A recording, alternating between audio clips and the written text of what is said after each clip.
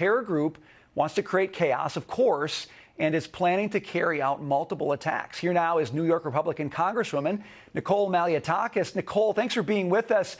I am watching the situation on the ground with the terrorist threat, and I'm thinking about the equipment we left. I'm thinking about the intelligence that they have access to now. I'm looking at what Antony Blinken said in his press conference, and it seems to me that we don't have any sort of plan for how to deal with this. Your thoughts on that? Well, it's certainly a concern, and the members of Congress have many questions that have gone unanswered.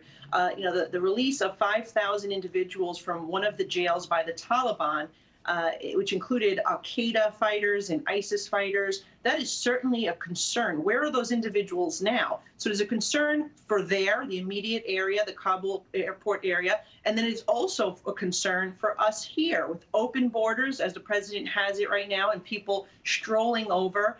You're seeing, people already on the terrorist watch list that have been caught over the last several months. What will this mean for Homeland Security here, particularly leading up to 9/11, particularly at a time where Democrats are defunding the police and taking away the tools and resources that they need to do their job? So it is a concern in all matters. I could tell you, speaking to people who are on the ground in Afghanistan, that what's going on is a complete debacle. American citizens now, I'm hearing, can't even get in the airport, and we are helping a family that is, Afghan family that worked closely with U.S. aid. They were beaten by the Taliban. So, you can hear stories like this just speaking to members of Congress who have been very involved in helping individuals evacuate. The situation is bad, and meanwhile, it was earlier reported on Fox News that 400 troops have already been withdrawn by the United States leading up to the August 31st deadline,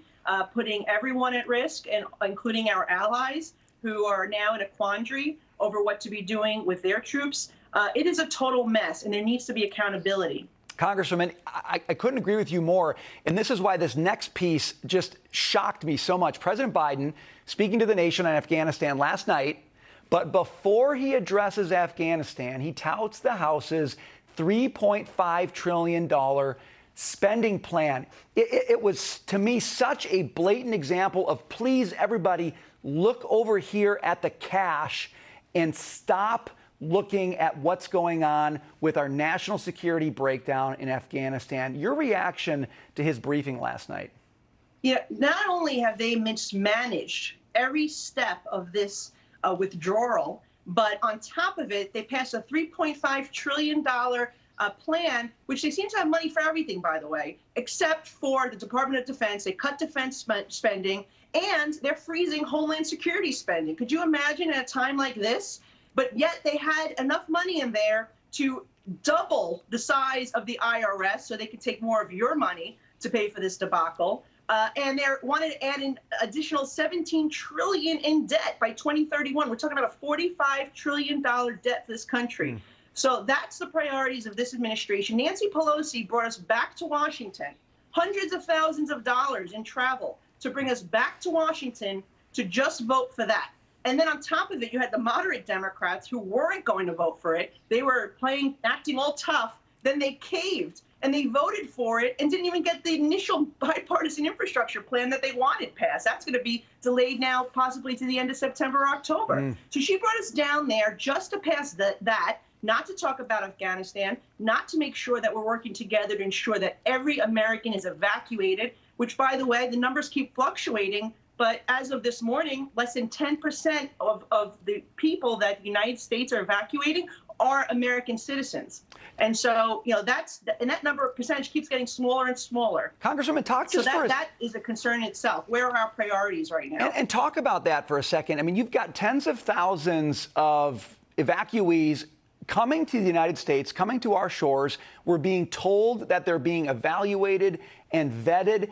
But again, when you talk about the chaos on the ground, it seems to me that we might want to wait before we have total confidence that we're not going to end up with our enemies on our shores. Your take on that?